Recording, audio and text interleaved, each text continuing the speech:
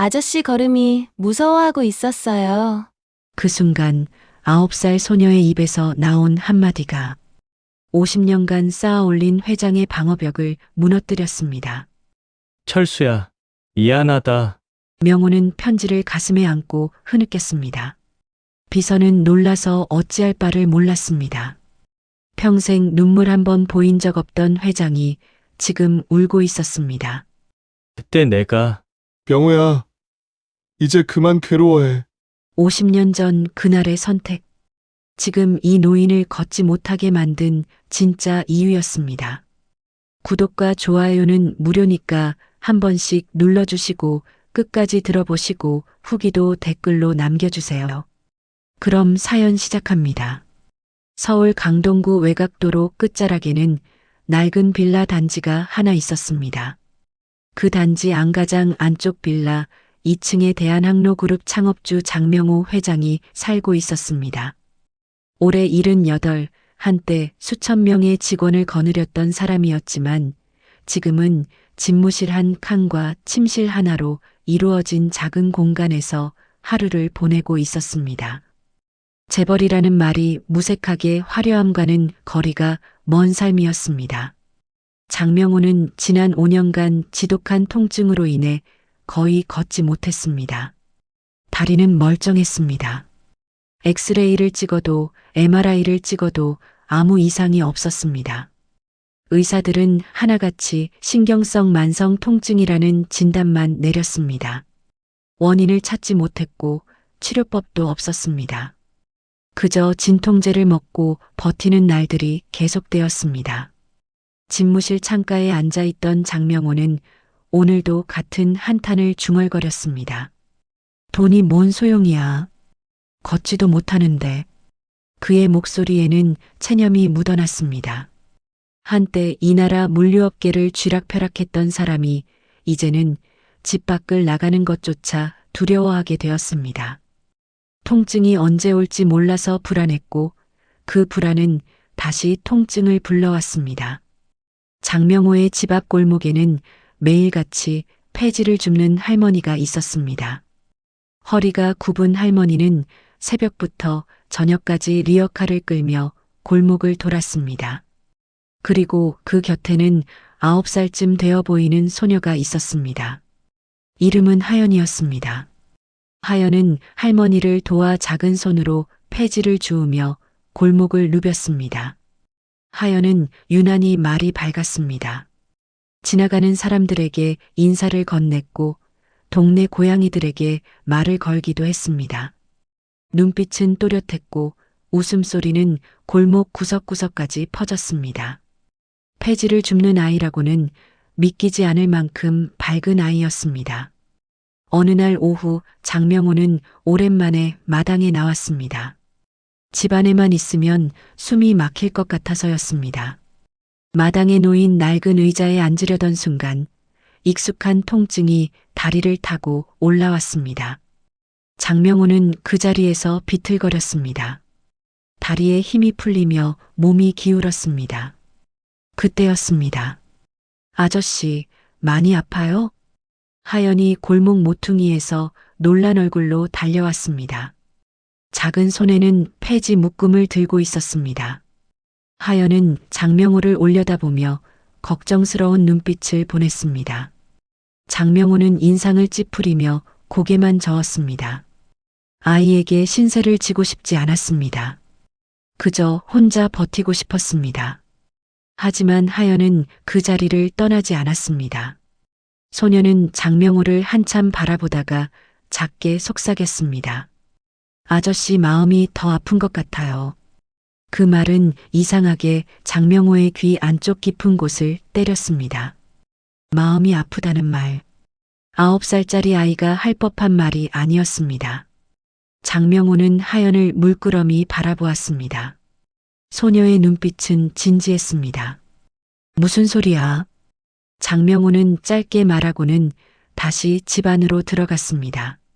하지만 하연의 말은 머릿속을 떠나지 않았습니다. 마음이 아프다니. 그게 무슨 뜻일까? 장명호는 집무실 창가에 앉아 멍하니 골목을 내려다보았습니다. 골목 끝에서 하연이 할머니와 함께 폐지를 정리하고 있었습니다. 소녀의 작은 어깨가 리어카를 밀고 있었습니다. 장명호는 문득 옛날 자신의 모습이 떠올랐습니다. 어린 시절, 그도 저렇게 골목을 돌아다니며 살았습니다. 폐지는 아니었지만 비슷한 것들을 주워 팔았습니다. 그때는 모든 게 힘들었지만 이상하게도 외롭지는 않았습니다. 곁에 친구가 있었으니까. 철수라는 이름의 친구. 그 이름을 떠올리자 장명호의 가슴 한쪽이 욱신거렸습니다. 통증과는 다른 더 깊고 무거운 아픔이었습니다. 장명호는 창문을 닫았습니다. 그리고 다시 책상 앞에 앉았습니다. 하지만 집중이 되지 않았습니다. 하연의 목소리가 계속 귓가에 맴돌았습니다. 마음이 더 아픈 것 같아요. 그날 밤 장명호는 잠을 이루지 못했습니다. 다음 날 아침 장명호는 평소보다 일찍 눈을 떴습니다. 밤새 뒤척이다 보니 몸은 무거웠지만 이상하게 마음 한구석이 신경 쓰였습니다. 하연이라는 소녀가 했던 말이 계속 맴돌았습니다. 마음이 아프다는 그 말. 9살짜리 아이가 어떻게 그런 말을 할 수 있었을까?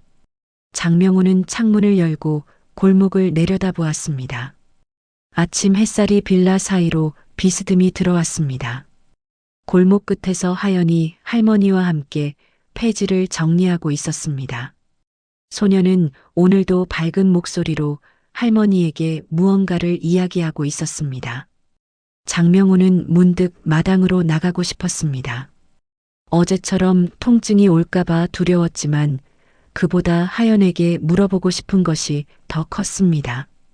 장명호는 천천히 계단을 내려갔습니다. 다리가 조금씩 떨렸지만 참을 만했습니다. 마당에 나서자 하연이 고개를 돌렸습니다. 소녀는 장명호를 보더니 환하게 웃으며 손을 흔들었습니다. 아저씨, 안녕하세요. 장명호는 어색하게 고개를 끄덕였습니다. 그리고 조심스럽게 입을 열었습니다. 너 어제 왜 그런 말을 했지? 하연은 고개를 갸웃거리며 물었습니다. 어떤 말이요? 마음이 아프다고. 그런 말. 하연은 잠시 생각하더니 천진난만하게 대답했습니다. 아저씨 걸음이 무서워하고 있었어요. 걸음이 무서워한다고? 장명호는 황당했습니다. 걸음이 무서워한다니 그게 무슨 말입니까? 다리는 신체 기관일 뿐인데 어떻게 감정을 가질 수 있단 말입니까?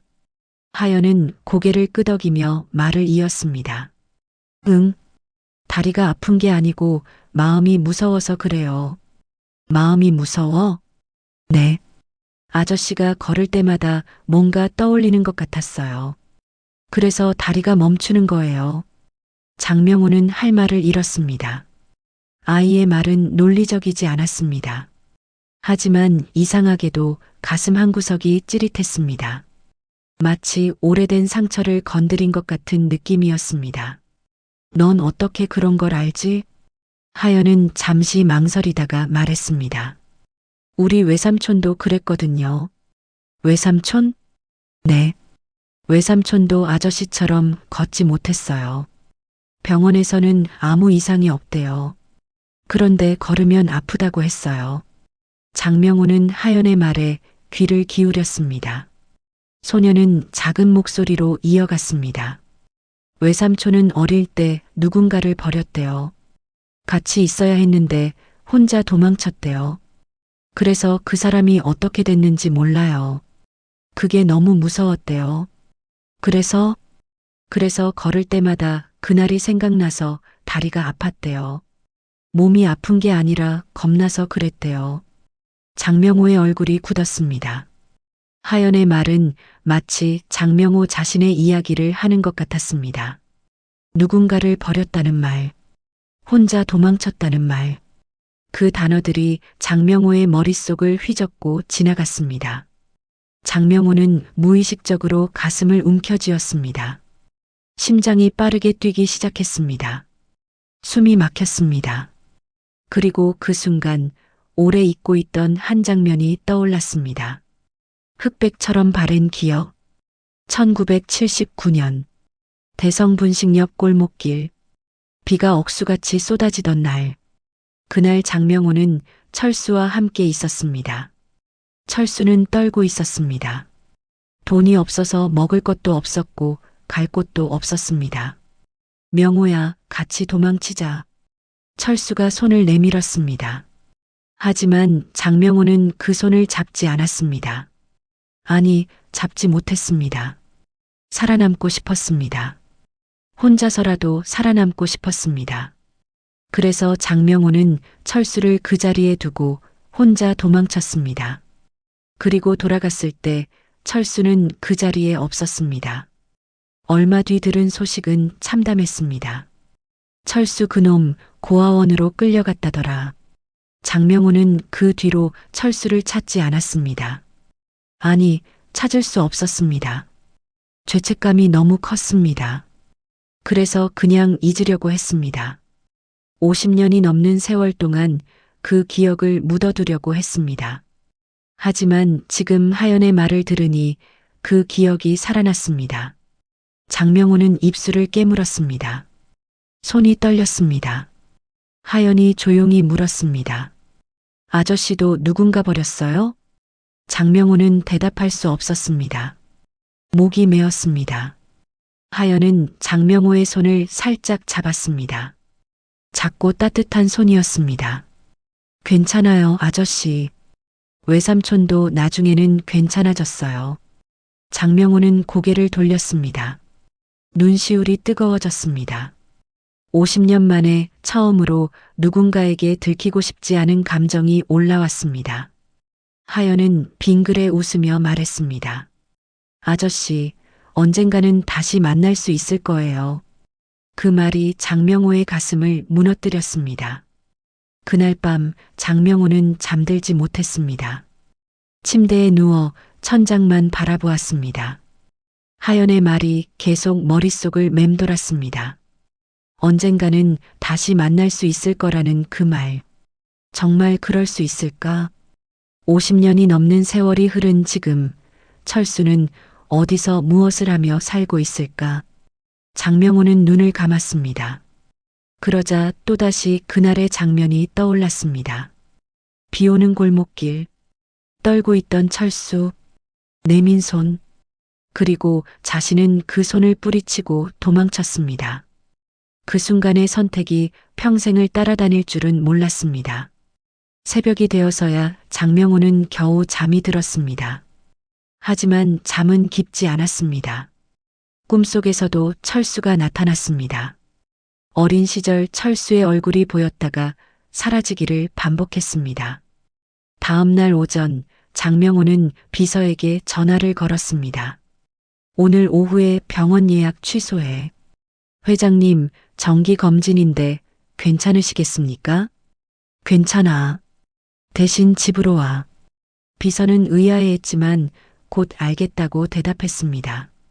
장명호는 전화를 끊고 창밖을 내다보았습니다. 골목에서 하연이 할머니와 함께 폐지를 정리하고 있었습니다. 장명호는 마당으로 나갔습니다. 오늘은 어제보다 다리가 덜 아팠습니다. 아니, 정확히 말하면 통증이 있긴 했지만 견딜만 했습니다. 장명호는 천천히 마당 끝까지 걸어갔습니다. 하연이 장명호를 보더니 손을 흔들었습니다. 아저씨, 오늘은 좀 괜찮아 보여요. 장명호는 씁쓸하게 웃었습니다. 그런가? 하연은 폐지 묶음을 내려놓고 장명호 쪽으로 다가왔습니다. 소녀는 장명호를 올려다보며 물었습니다. 아저씨, 어젯밤에 잠 못 주무셨어요? 너 어떻게 알았지? 눈이 빨개요. 장명호는 손으로 눈을 문질렀습니다. 하연은 고개를 갸웃거리며 말했습니다. 아저씨, 통증 언제 와요? 그런 걸 어린애가 뭘 안다. 하연은 장명호의 말을 무시하고 계속 물었습니다. 걷기 전에 여길 만지죠? 소녀가 자신의 가슴 왼쪽을 가리켰습니다. 장명호는 깜짝 놀랐습니다. 정확했습니다. 장명호는 걷기 전에 항상 무의식적으로 가슴 왼쪽을 만졌습니다. 그러면 심장이 두근거렸고 곧이어 다리에 통증이 왔습니다. 넌 어떻게 그걸 알지? 하연은 천진난만하게 웃으며 대답했습니다. 외삼촌도 똑같이 했거든요. 걷기 전에 여길 만지면 더 아파지니까요. 장명호는 할 말을 잃었습니다. 소녀의 관찰력은 놀라웠습니다. 9살짜리 아이가 어떻게 이런 것까지 알아챌 수 있을까? 하연은 조용히 말을 이었습니다. 외삼촌은 말했어요. 몸이 아픈 게 아니라 겁나서 그렇다고요. 네. 예전에 누군가 버려서 혼자 있는 게 무서웠대요. 그래서 걸을 때마다 그 사람 생각이 나서 다리가 아팠대요. 장명호는 가슴이 철렁했습니다. 버렸다는 단어. 그 단어가 또다시 머릿속을 번개처럼 스쳤습니다. 장명호는 무의식적으로 가슴 왼쪽을 만졌습니다. 심장이 빠르게 뛰기 시작했습니다. 하연은 장명호를 걱정스럽게 바라보았습니다. 아저씨도 그래요? 장명호는 대답하지 못했습니다. 입이 떨어지지 않았습니다. 하연은 작은 손으로 장명호의 손을 잡았습니다. 괜찮아요.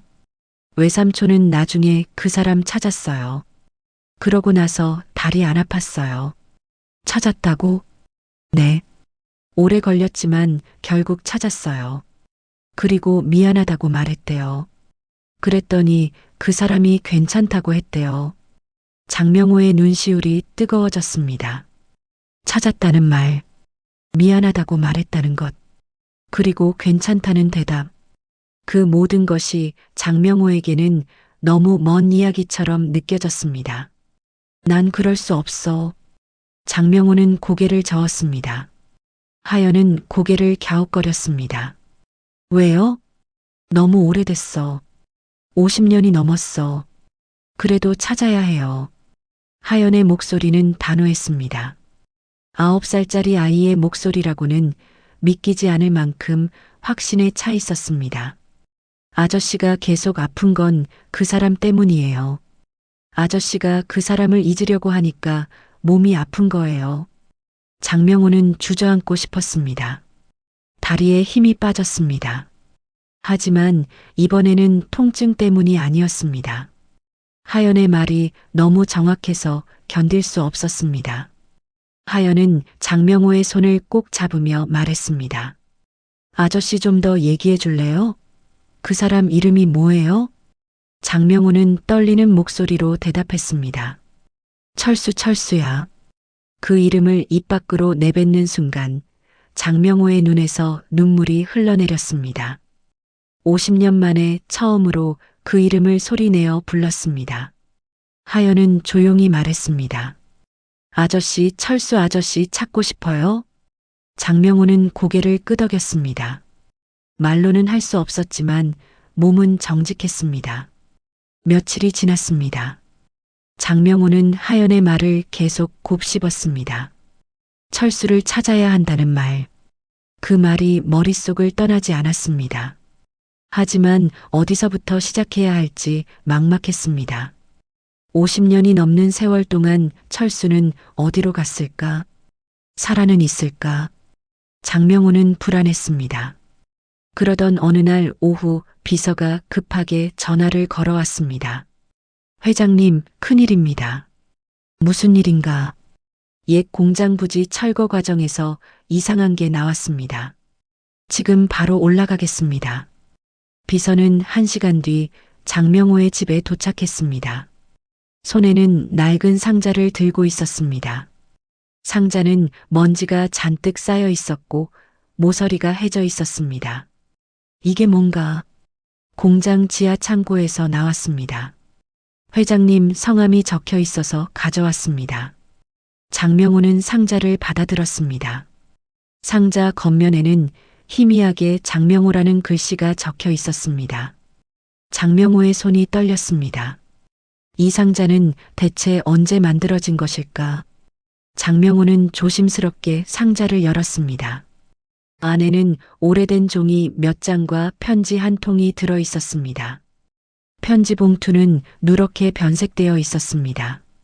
장명호는 떨리는 손으로 편지를 꺼냈습니다. 편지를 펼치는 순간 장명호의 심장이 멎는 것 같았습니다. 편지는 철수가 쓴 것이었습니다. 삐뚤빼뚤한 글씨로 적혀 있었지만 분명 철수의 필체였습니다. 명호야, 난 괜찮다. 너 때문에 화나지 않았어. 너도 살아야 했으니까. 언젠가 돌아오면 그땐 나도 너처럼 어른이 돼 있을게. 잘 지내. 마이너스 철수. 편지는 짧았습니다. 하지만 그 안에는 철수의 마음이 고스란히 담겨 있었습니다. 철수는 장명호를 원망하지 않았습니다. 오히려 이해하고 있었습니다. 장명호가 살아남아야 했다는 것을, 그리고 언젠가 다시 만날 것을 믿고 있었습니다. 장명호는 편지를 쥔 채 주저앉았습니다. 가슴이 찢어지는 것 같았습니다. 철수는 자신을 기다리고 있었습니다. 50년이 넘는 세월 동안 철수는 장명호를 미워하지 않았습니다. 그 사실이 장명호를 더 괴롭혔습니다. 철수야, 미안하다, 미안하다. 장명호는 편지를 가슴에 안고 흐느꼈습니다. 50년 만에 처음으로 눈물이 쏟아졌습니다. 비서는 놀라서 어찌할 바를 몰랐습니다. 평생 눈물 한 번 보인 적 없던 회장이 지금 울고 있었습니다. 장명호는 한참을 울다가 겨우 정신을 차렸습니다. 그리고 떨리는 손으로 편지를 다시 읽었습니다.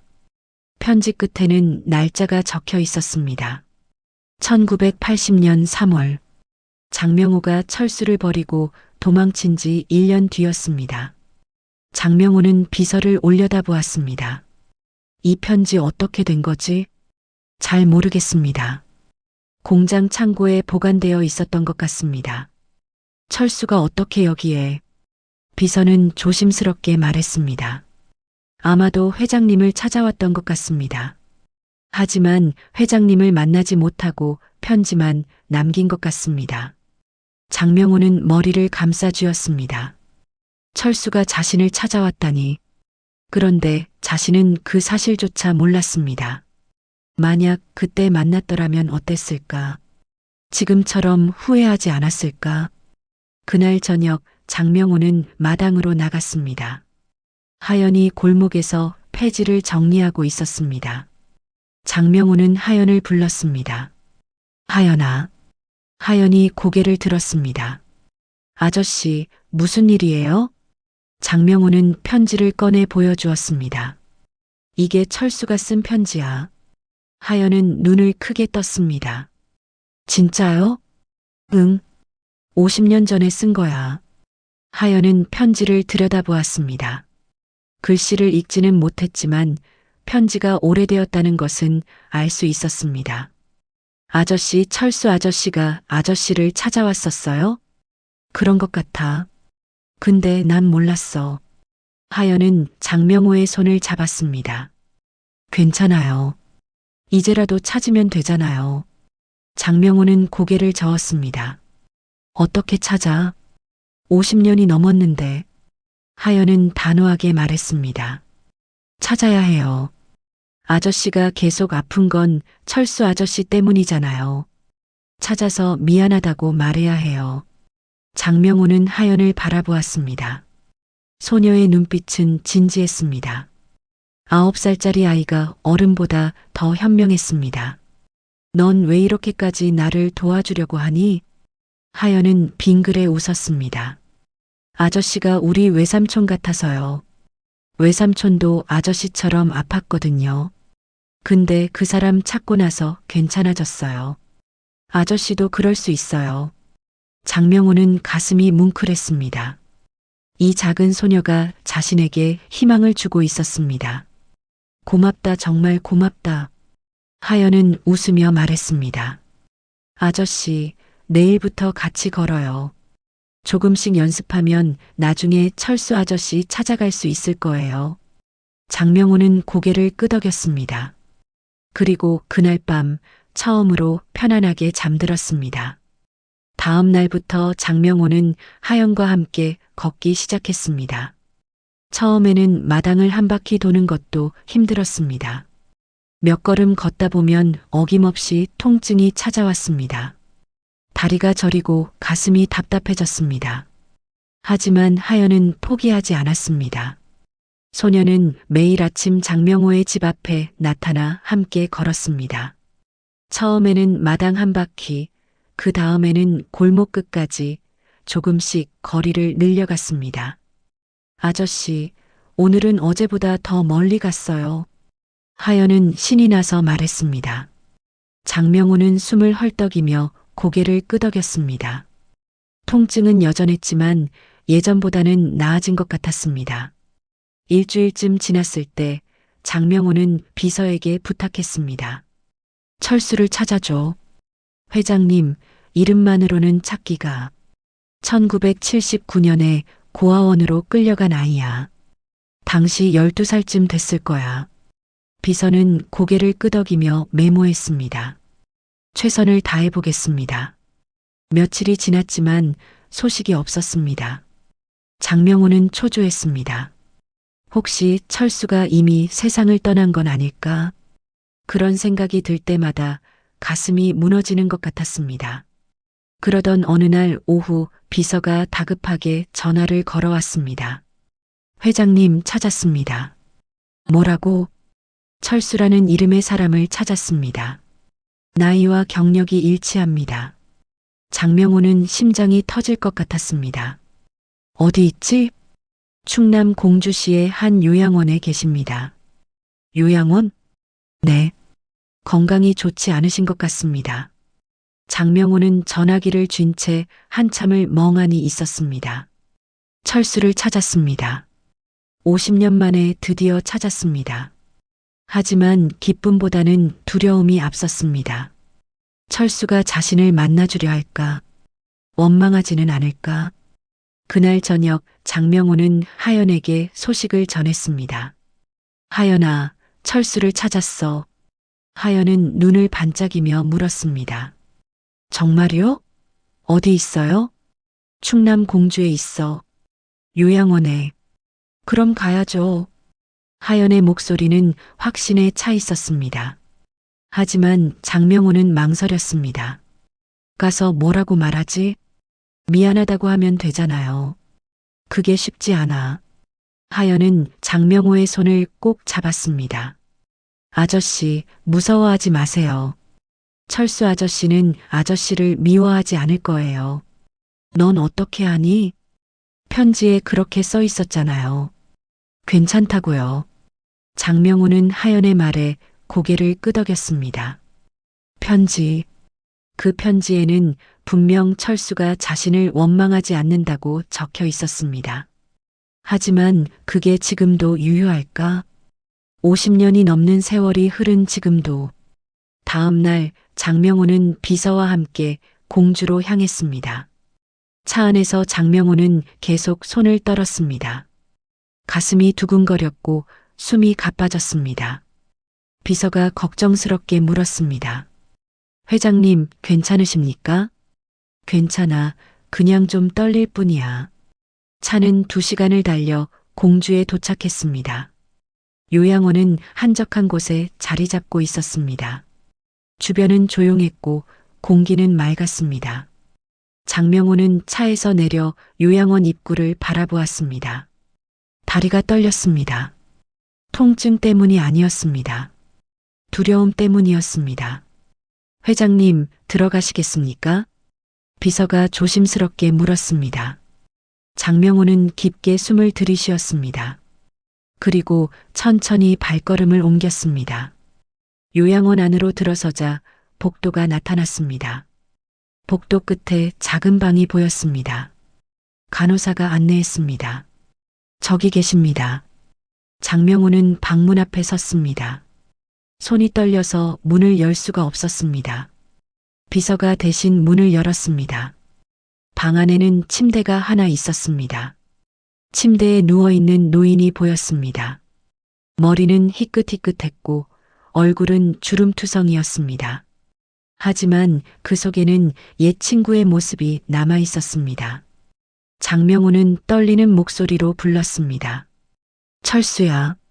노인은 천천히 고개를 돌렸습니다. 그리고 장명호를 바라보았습니다. 잠시 침묵이 흘렀습니다.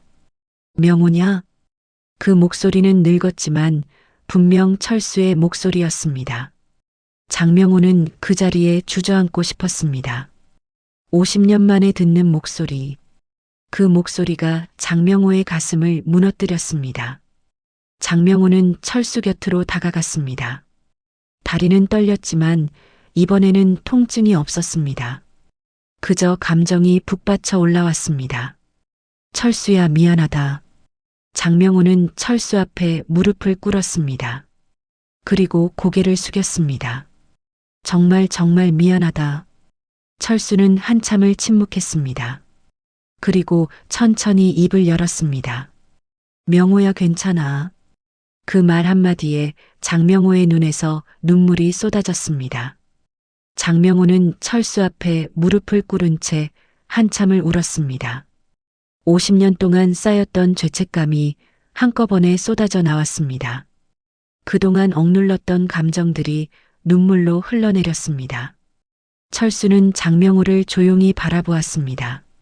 늙고 주름진 얼굴이었지만 눈빛만은 여전히 따뜻했습니다. 철수는 천천히 손을 뻗어 장명호의 어깨를 두드렸습니다. 명호야, 그만 울어. 미안해, 정말 미안해. 장명호는 고개를 들지 못했습니다. 철수를 마주볼 용기가 없었습니다. 철수는 한숨을 쉬며 말했습니다. 내가 뭘 미안해하는지 알아. 철수야. 그날 비 오던 날 말이지. 너 혼자 도망쳤던 거. 장명호는 온몸이 얼어붙었습니다. 철수는 모든 것을 기억하고 있었습니다. 장명호는 떨리는 목소리로 물었습니다. 넌 날 미워하지 않았니? 철수는 고개를 저었습니다. 미워하지 않았어. 처음엔 조금 서운했지. 근데 곧 이해했어. 이해라니. 넌 살아야 했잖아. 나까지 끌고 가면 둘 다 죽을 수도 있었어.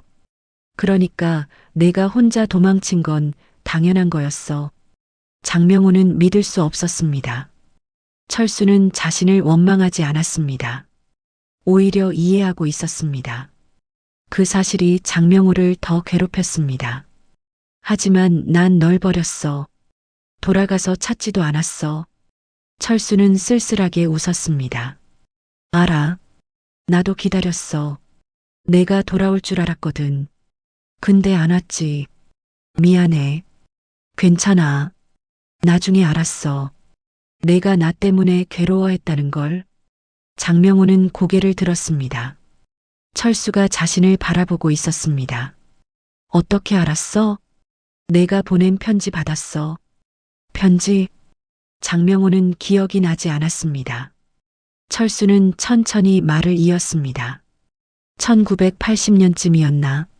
내가 고아원에 있을 때 편지가 왔어. 내 이름으로. 장명호는 혼란스러웠습니다. 자신은 편지를 보낸 적이 없었습니다. 철수는 설명했습니다. 편지에는 내가 나를 찾고 있다고 써 있었어. 미안하다고도 써 있었고. 근데 주소가 없었어. 그래서 난 너를 찾아갔어. 찾아왔다고? 응. 내가 일한다던 공장으로 갔어. 근데 넌 없었어. 사람들이 말하길 너는 이미 떠났다고 했어. 장명호는 가슴이 철렁했습니다. 철수가 자신을 찾아왔던 것입니다. 하지만 자신은 그때 이미 다른 곳으로 떠난 뒤였습니다. 그래서 편지를 남겼구나. 응. 내가 돌아올 것 같아서 편지를 남기고 왔어. 괜찮다고. 언젠가 다시 만나자고. 장명호는 편지를 떠올렸습니다. 며칠 전 공장 창고에서 발견한 그 편지. 철수가 남긴 편지였습니다. 50년이 지나서야 자신에게 도착한 편지. 철수야, 난 정말. 철수가 장명호의 말을 막았습니다. 됐어. 과거는 과거야. 지금 내가 여기 왔잖아. 그걸로 충분해. 장명호는 철수의 손을 잡았습니다. 손은 거칠고 주름졌지만 따뜻했습니다. 넌 어떻게 살았니? 철수는 잠시 생각하더니 대답했습니다. 고아원에서 나와서 이것저것 했어. 공장도 다니고 식당도 다니고 힘들었지. 근데 버텼어. 결혼은 했어. 좋은 사람 만났어. 근데 10년 전에 세상 떠났어. 아이는 없어. 우린 아이를 갖지 못했어. 장명호는 가슴이 아팠습니다. 철수는 평생 혼자였습니다. 가족도 없이 외롭게 살았습니다. 그 모든 게 자신 때문인 것 같았습니다. 미안해 내가. 철수가 다시 말을 막았습니다. 내 잘못이 아니야. 인생은 원래 그런 거야. 누구나 외롭고 힘들어. 하지만 명호야, 내가 날 버렸다고 생각하지 마. 넌 살아남으려고 했을 뿐이야. 그게 잘못은 아니야. 장명호는 철수를 바라보았습니다. 철수의 눈빛은 진심이었습니다. 원망도 없었고 미움도 없었습니다. 오직 이해와 용서만이 있었습니다. 넌 어떻게 이렇게 너그러울 수 있어? 철수는 빙그레 웃었습니다. 나도 오래 걸렸어. 처음엔 화가 났어. 근데 시간이 지나니까 이해가 되더라. 내가 그럴 수밖에 없었다는 게. 고맙다, 정말 고맙다. 철수는 장명호의 손을 꼭 잡았습니다. 명호야, 이제 그만 괴로워해. 넌 충분히 벌 받았어. 50년 동안 혼자 괴로워했잖아. 장명호는 눈물을 닦았습니다. 철수의 말이 가슴에 스며들었습니다. 용서. 그것은 장명호가 평생 바라던 것이었습니다.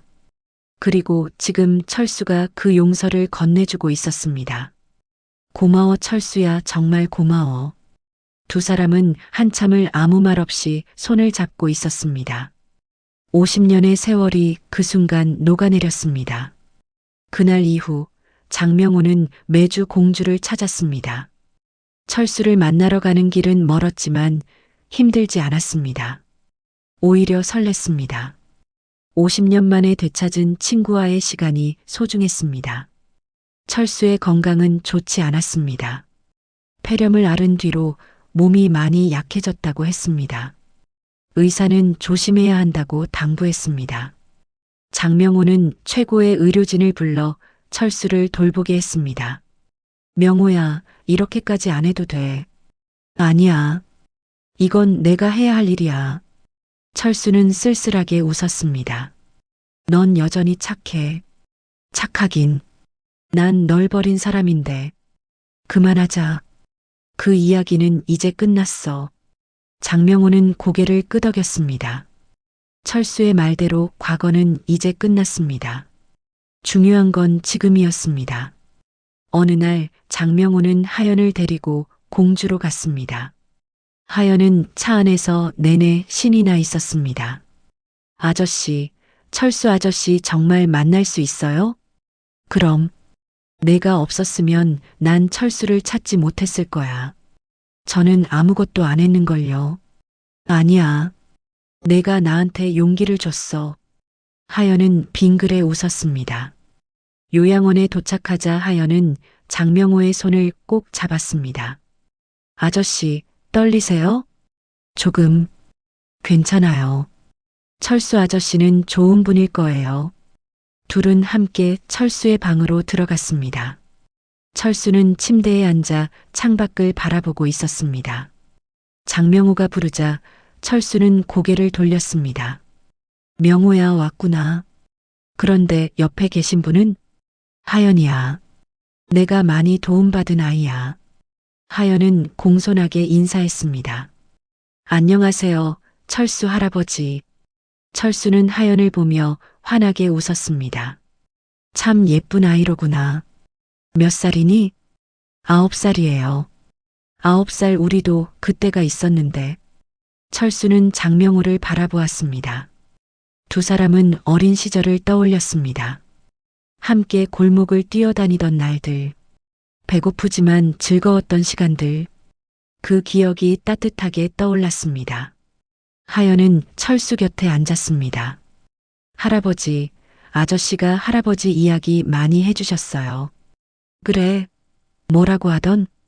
할아버지가 세상에서 제일 좋은 친구였대요. 철수는 눈시울이 붉어졌습니다. 장명호를 바라보며 말했습니다. 명호야 고맙다. 내가 더 고마워. 넌 날 용서해줬잖아. 철수는 고개를 저었습니다. 용서할 것도 없어. 우린 친구잖아. 하연은 두 사람을 번갈아 보며 물었습니다. 할아버지들은 앞으로 뭐 하고 싶으세요? 철수와 장명호는 서로를 바라보았습니다. 그리고 동시에 웃었습니다. 글쎄 뭐 하고 싶지? 난 그냥 이렇게 같이 있는 게 좋아. 나도. 하연은 밝게 웃었습니다. 그럼 자주 만나야죠. 장명호는 고개를 끄덕였습니다. 그래. 자주 만나자. 아니 아예 같이 살까? 철수는 놀란 표정을 지었습니다. 같이 살다니? 응. 서울로 와. 내 집에 방 많아. 같이 살자. 철수는 망설였습니다. 명호야, 난 병원 신세를 많이 져야 해. 폐가 안 좋아서. 괜찮아. 서울에 좋은 병원 많아. 내가 다 알아볼게. 하지만 장명호가 철수의 손을 잡았습니다. 철수야, 우린 50년을 떨어져 살았어. 이제 남은 시간이라도 같이 보내자. 철수는 눈물을 글썽였습니다. 50년 만에 다시 만난 친구. 그 친구가 함께 살자고 했습니다. 철수는 천천히 고개를 끄덕였습니다. 그래, 같이 살자. 하연은 손뼉을 치며 기뻐했습니다. 와, 정말요? 그럼 할아버지들이 이웃이 되는 거네요. 장명호는 웃으며 말했습니다. 그렇지. 우린 이제 이웃이야. 며칠 뒤 철수는 서울로 왔습니다. 장명호의 집 2층에 방을 마련했습니다. 창문을 열면 골목이 보였습니다. 하연이 폐지를 줍는 모습도 보였습니다. 철수는 창가에 앉아 골목을 내려다보았습니다. 명호야, 여기 참 좋다. 그치? 조용하고 어릴 때 살던 골목 같아. 나도 그래서 여기 왔어. 두 사람은 나란히 앉아 골목을 바라보았습니다. 50년의 세월이 흘렀지만 그 순간만큼은 어린 시절로 돌아간 것 같았습니다. 장명호는 문득 깨달았습니다. 자신의 다리 통증이 사라졌다는 것을. 철수를 만나고 나서부터 단 한 번도 통증이 오지 않았습니다.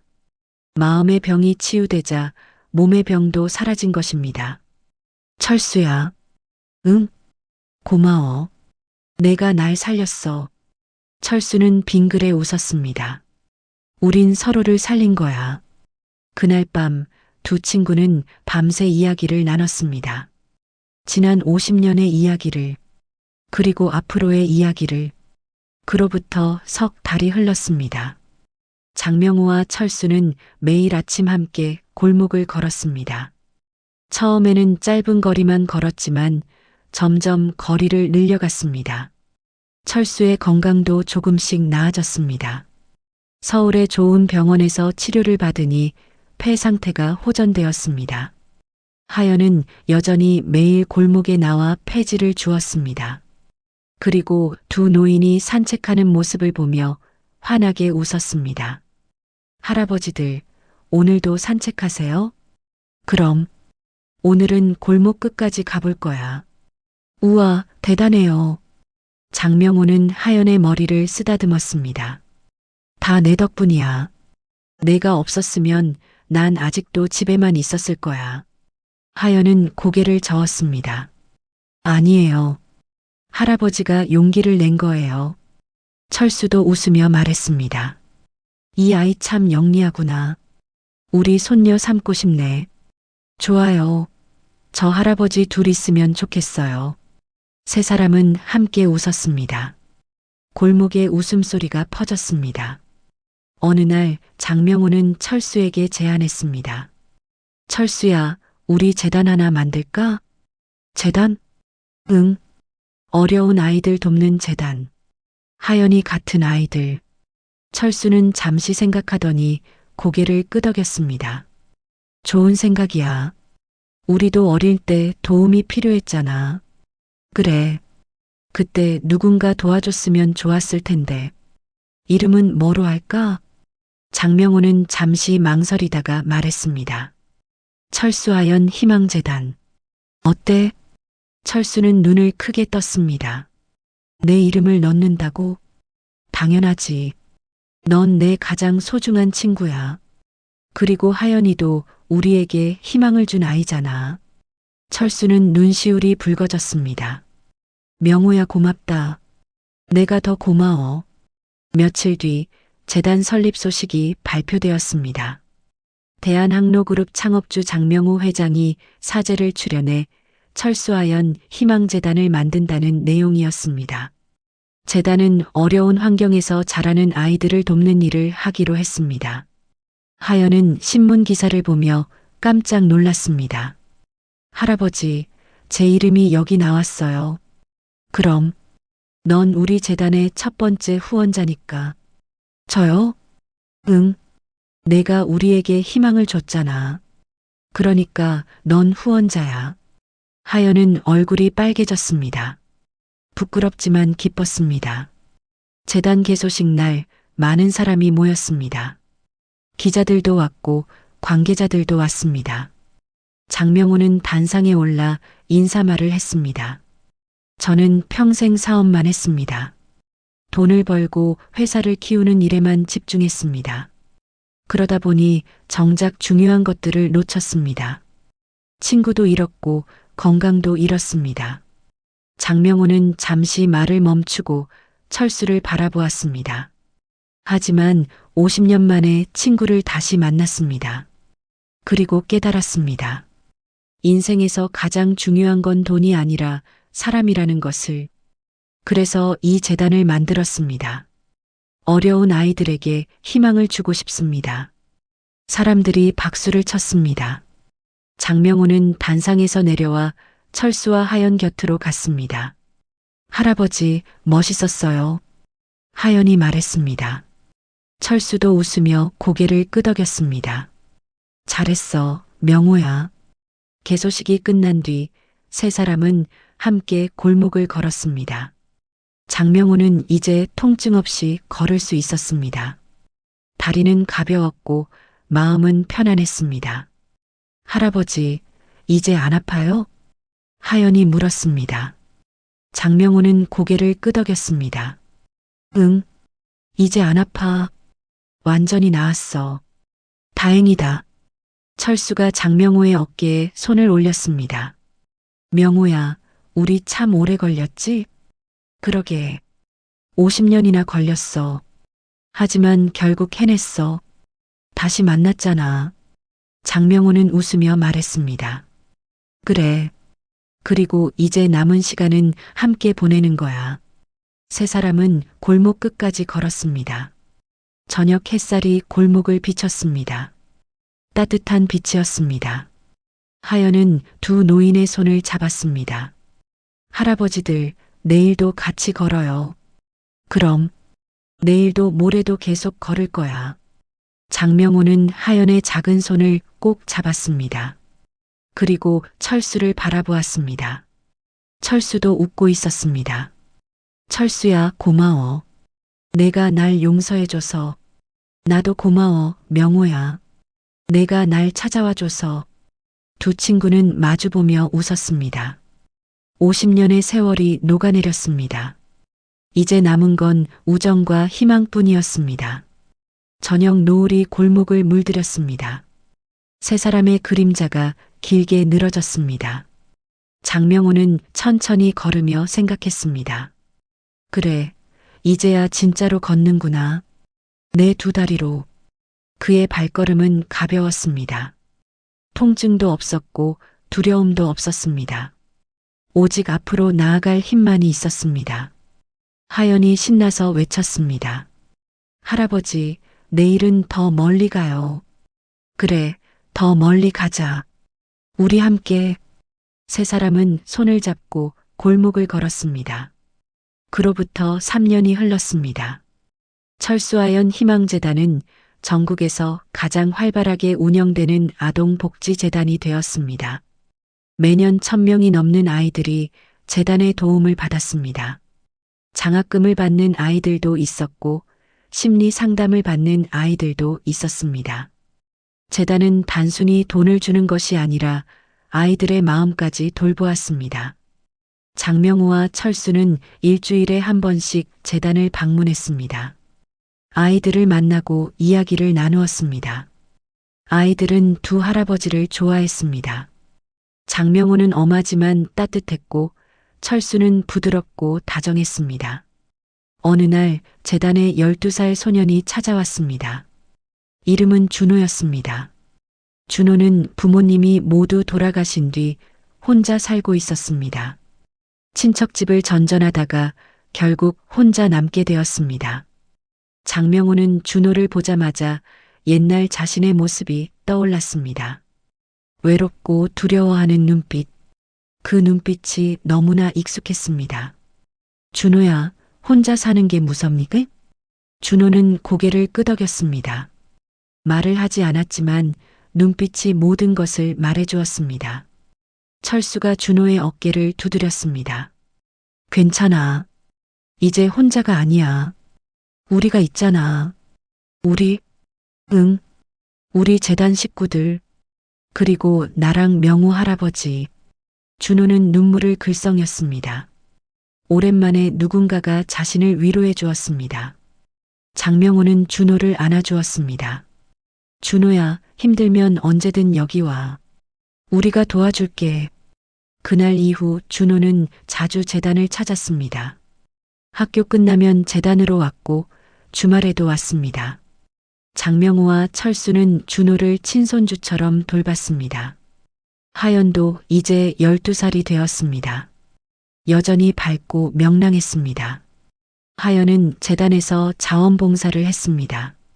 어린 아이들을 돌보고 숙제를 도와주었습니다. 하연의 할머니는 이제 폐지를 줍지 않았습니다. 재단에서 생활비를 지원해 주었기 때문입니다. 하연아, 넌 정말 대단해. 장명호가 말했습니다. 하연은 고개를 저었습니다. 아니에요. 저는 그냥 할아버지들처럼 되고 싶어요. 우리처럼? 네.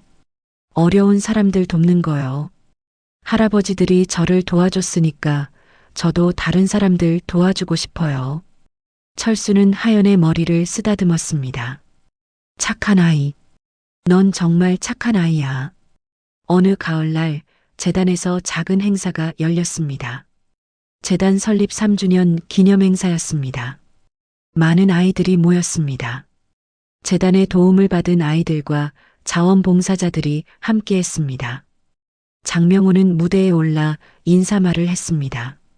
3년 전 저는 걷지 못했습니다. 다리가 아팠던 게 아니라 마음이 아팠습니다. 친구를 버린 죄책감이 저를 짓눌렀습니다. 그래서 걸을 수가 없었습니다. 아이들은 조용히 장명호의 말을 들었습니다. 하지만 한 아이가 저를 구해줬습니다. 하연이라는 아이였습니다.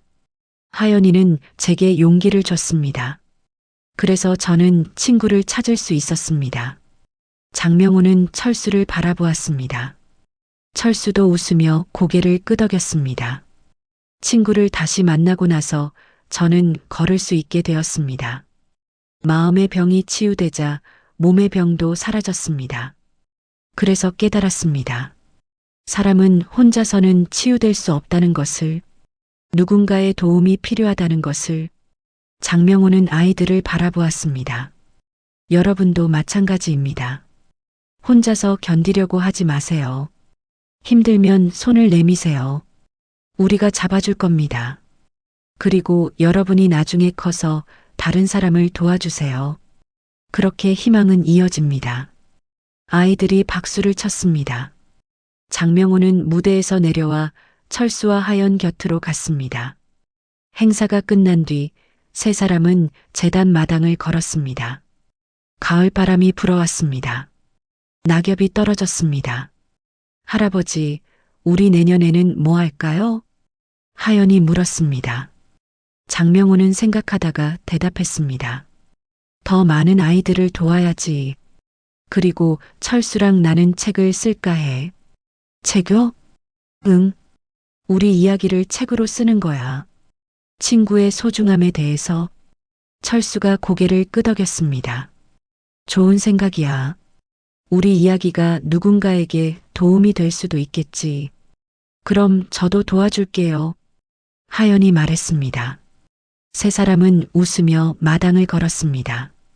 그날 저녁 장명호는 집 창가에 앉아 골목을 내려다보았습니다.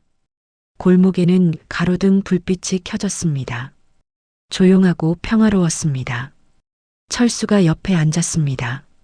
명호야, 행복하니? 응, 정말 행복해. 나도.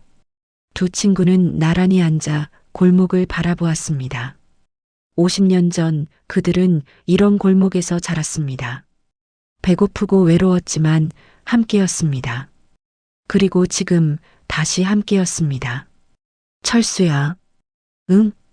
우리 앞으로도 계속 함께 있자. 그럼. 이제 절대 떨어지지 말자. 장명호는 웃으며 고개를 끄덕였습니다. 창밖으로 별이 보였습니다.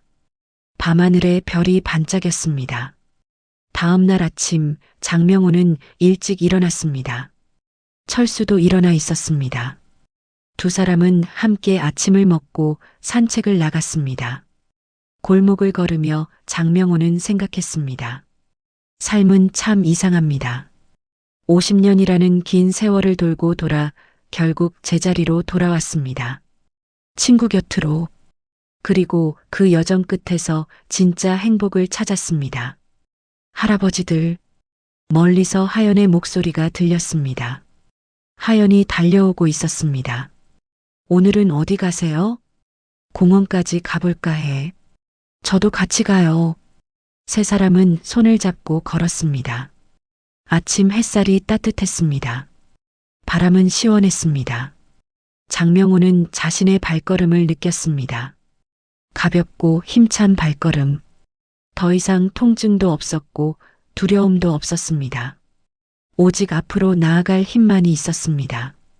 그래. 이제야 진짜로 걷는구나. 진짜로. 그의 마음속에서 50년 된 짐이 완전히 사라졌습니다. 죄책감도 후회도 모두 내려놓았습니다. 남은 건 감사와 사랑뿐이었습니다. 공원에 도착했을 때 철수가 벤치에 앉으며 말했습니다. 명호야, 우리 참 운이 좋지? 그러게. 다시 만날 수 있어서.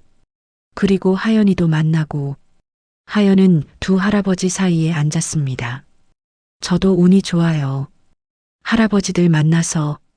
세 사람은 함께 공원을 바라보았습니다. 아이들이 뛰어놀고 있었습니다. 새들이 노래했습니다.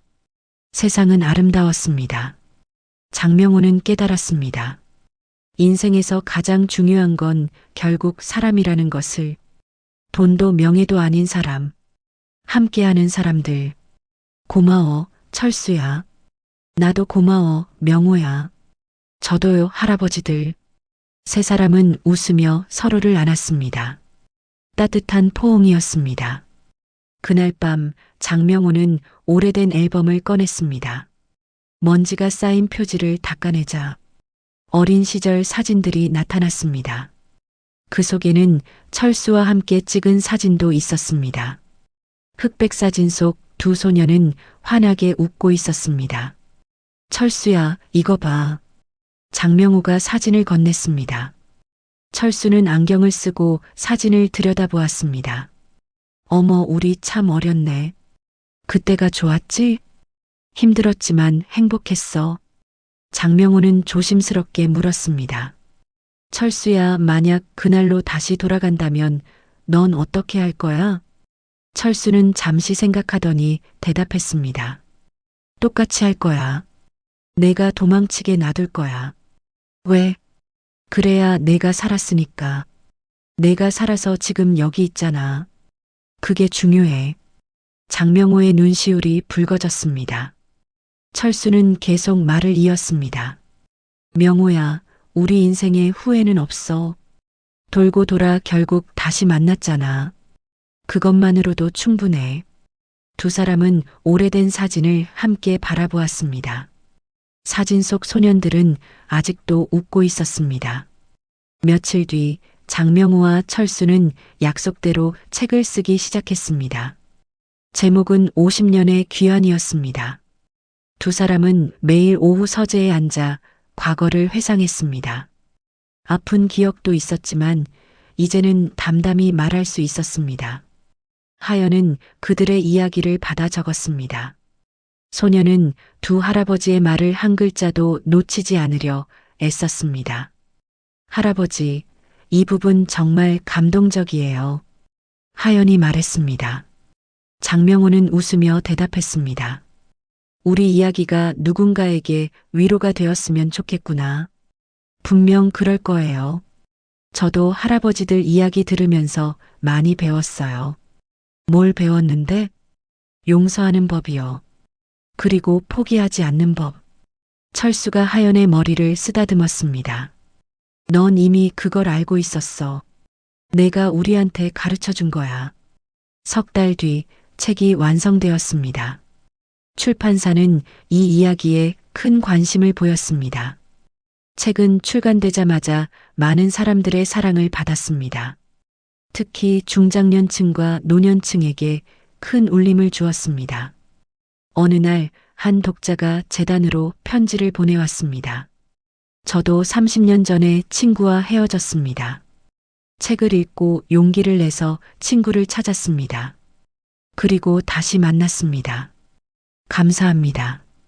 장명호는 그 편지를 읽으며 눈물을 흘렸습니다. 자신들의 이야기가 누군가에게 희망이 되었다는 사실이 감격스러웠습니다. 철수야, 우리 잘했지? 응, 정말 잘했어. 그들의 이야기는 계속되었습니다. 희망을 향해, 사랑을 향해. 오늘 준비한 이야기는 여기까지입니다. 재밌게 들으셨나요?